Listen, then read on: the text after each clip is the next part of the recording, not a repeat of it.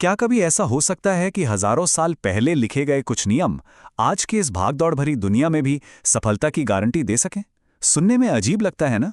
पर आज हम आचार्य चाणक्य के उन्हीं 6 शक्तिशाली रहस्यों की परतें खोलने जा रहे हैं जो कहते हैं कि किसी भी इंसान की जिंदगी बदलने की ताकत रखते हैं।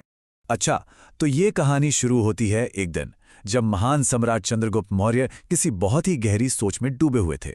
उनके गुरु आचार्य चाणक्य ने उन्हें देखा और पास जाकर बस एक सीधी सी बात कही, चंद्रगुप्त, अगर कामयाब होना है तो जिंदगी में कभी खाली मत बैठना। अब ये सलाह सुनने में जितनी सीधी और सरल लगती है, दरअसल उतनी ही गहरी है। और बस यहीं से चाणक्य की सफलता की पहली और सबसे बड़ी सीख का दरवाजा खुलता है। अब देखिए, चंद्रगुप्त का जो सवाल था वो सिर्फ एक सम्राट का सवाल नहीं था। ये सवाल तो हम सबके मन में आता है। मतलब कोई हर पल हर सेकंड काम कैसे कर सकता है? क्या शरीर को, दिमाग को आराम की जरूरत नहीं होती? चाणक्य का जवाब जो उन्होंने तब चंद्रगुप्त को दिया था वो असल में हम सभी के लिए था। तो क्या था वो जवाब जिसने चंद्रगुप्त की सोच बदल दी? चलिए पता लगाते हैं। चाणक्य की सबसे खास बात यह थी कि वो सीधे सीधे नियम नहीं बताते थे। नहीं, वो एक कहानी सुनाते थे। उन्होंने चंद्रगुप्त को भी एक कहानी सुनाई, एक आलसी किसान की।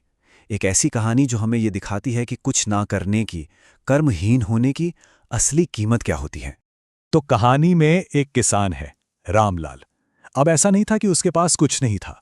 जमीन थी, एक परिवार था, लेकिन उसके पास एक बहुत बड़ा दुश्मन भी था जो हर वक्त उसके साथ रहता था, और वो था उसका अपना आलस। उसकी आदत थी हर काम को कल पर टालने की। वो बस यही सोचता रहता था, अरे हो जाएगा, किस्मत है ना, वो सब देख लेगी। तो रामलाल ने किया क्या? उसने बस जैसे तैसे खेत में बीज बो दिए और फिर सब कुछ भगवान भरोसे प्रकृति पर छोड़ दिया। जब उसके आस पड़ोस के किसान अपने खेतों में पसीना बहा रहे होते थे, तब रामलाल गांव की चौपाल पर बैठकर गपशप करने में मसरूफ था। उसने पलटकर भी नहीं देखा कि उसके खेत में जंगली घास और कीड़े मकोड़े पूरी फसल को बर्बाद कर रहे हैं। फिर आया कटाई का दिन, और नतीजा वही हुआ जो होना था। हाथ लगी बर्बाद फसल, सिर पर और बढ़ गया कर्ज, और परिवार के लिए बची सिर्फ भूख। कहानी बहुत साफ साफ एक बात बताती है, कर्म के बिना फल की उम्मीद करना सबसे बड़ी मूर्खता है। रामलाल की एक कहानी सुनाने के बाद आचार्य चाणक्य ने चंद्रगुप्त के सामने उन 6 सूत्रों का खुलासा किया जो किसी भी इंसान के भाग्य को पलट सकते हैं। और ये सिर्फ नियम नहीं है, ये तो जीवन को सही ढंग से जीने के शक्तिशाली फॉर्मूले हैं, यानी सूत्र। कहानी खत्म हुई, माहौल गंभीर था, और तब चाणक्य ने अपना पहला और शायद सबसे जरूरी सूत्र बताया। जरा सोचिए, आज के समय में हम क्या करते हैं? हम सोशल मीडिया खोलते हैं और देखते हैं कि कोई कहाँ घूम रहा है, किसने क्या खरीद लिया, कौन कितना सफल हो गया है, और फिर हम परेशान होते हैं। चाणक्य हजारों साल पहले कह गए थे कि ये अपनी ऊर्जा की सबसे बड़ी बर्बादी है। जब हम अपनी तुलना दूसरों से करते हैं तो हमारा मन भटक जाता है, और ये भटका हुआ मन ही जिंदगी की लड़ाई में हमारा सबसे बड़ा दुश्मन है। लेकिन जिस पल हम दूसरों से ध्यान हटाकर सिर्फ और सिर्फ अपने काम पर, अपनी तरक्की पर ले आते हैं, मन एकदम शांत हो जाता है, दिमाग में स्पष्टता आती है, और यही स्पष्टता, यही क्लैरिटी वो चाबी है जो सफलता का ताला खोलती है। ठीक है, तो पहला कदम हुआ कि खुद पर फोकस करना है, लेकिन फोकस करके करना क्या है? अगला कदम क्या होगा? चाणक्य का दूसरा सूत्र हमें इसी सवाल का जवाब देता है। सोचिए, आप एक जहाज पर हैं, लेकिन आपके पास कोई नक्शा नहीं है, कोई दिशा नहीं है, तो जहाज कहाँ जाएगा? कहीं नहीं, वो बस लहरों के थपेड़े खाता रहेगा। चाणक्य कहते हैं कि बिना लक्ष्य के जिंदगी भी बिल्कुल वैसी ही है। लक्ष्य एक लाइट हाउस की तरह होता है जो भटकाव के गहरे समंदर में भी हमें रास्ता दिखाता है। रामलाल की तरह मत बनिए जिसका बीज बोने के अलावा कोई लक्ष्य ही नहीं था। और हाँ, एक बार जब लक्ष्य तय कर लिया तो उसे लेकर मन में कोई शक मत पालिए। उस लक्ष्य पर टिके रहना, दृढ़ता दिखाना, यही आपको किनारे तक पहुंचाएगा। लेकिन सिर्फ एक मंजिल तय कर लेना ही तो काफी नहीं होता है ना। उस मंजिल तक पहुंचने के लिए जो मानसिक ताकत चाहिए वो कहां से आएगी? और बस यहीं पर चाणक्य का तीसरा सूत्र काम आता है।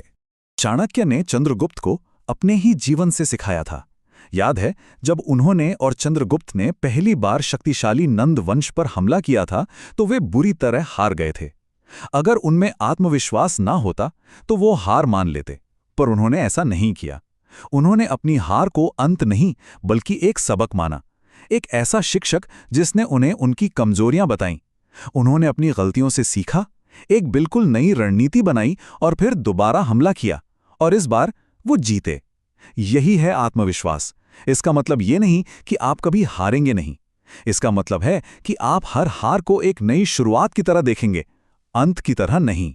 बहुत बढ़िया। अब आत्मविश्वास भी आ गया, लक्ष्य भी तय है। लेकिन उस लक्ष्य तक पहुंचने के लिए जो हुनर चाहिए, जो ज्ञान चाहिए, वो कहां से आएगा? तो चाणक्य का चौथा सूत्र हमें ज्ञान के इसी अंतहीन सागर में गोता लगाने को कहता है। चाणक्य का मानना था कि इंसान का विकास उसी दिन रुक जाता है जिस दिन वो ये मान लेता है कि उसे सब कुछ आ गया है। सीखना एक कभी ना खत्म होने वाली प्रक्रिया है, और ज्ञान हर जगह बिखरा पड़ा है। किताबों में बंद है, दूसरे लोगों के तजुर्बों में छिपा है, और सबसे बड़ा ज्ञान तो हमारी अपनी गलतियों में है। रामलाल ने यही तो नहीं किया। ना तो उसने अपनी मेहनती पड़ोसियों से कुछ सीखा, और ना ही अपनी पिछली बर्बाद फसलों की गलतियों से। हमेशा सीखते रहना ही हमें आने वाली हर चुनौती के लिए मजबूत बनाता है। अच्छा, तो अब हमारे पास ज्ञान भी है, लेकिन सिर्फ ज्ञान होने से क्या होता है? उस ज्ञान को असल जिंदगी में, अपने काम में कैसे उतारें?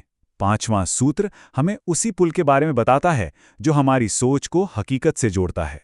अनुशासन। ये वो अदृश्य रस्सी है जो हमें हमारे लक्ष्य की तरफ खींचती है, खासकर उन दिनों में जब हमारा मन आलस करना चाहता है, जब काम करने का बिल्कुल दिल नहीं करता। और ये कोई बहुत बड़ी बड़ी चीजों से नहीं आता। इसकी शुरुआत छोटी छोटी आदतों से होती है। सुबह समय पर उठना, रात को सोने से पहले अगले दिन की योजना बना लेना।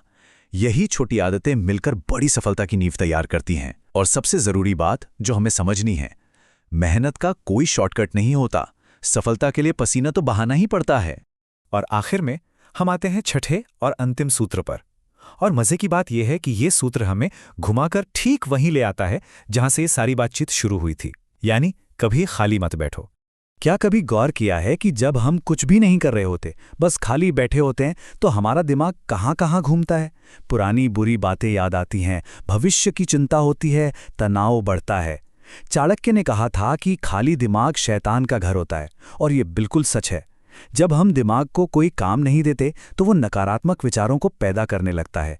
इसलिए जब भी खाली समय मिले तो उसे सोने या गपशप में बर्बाद करने की बजाय कुछ नया सीखने में लगाइए, कोई नया हुनर निखारने में लगाइए, या कम से कम अपने लक्ष्य के बारे में सोचने और योजना बनाने में लगाइए।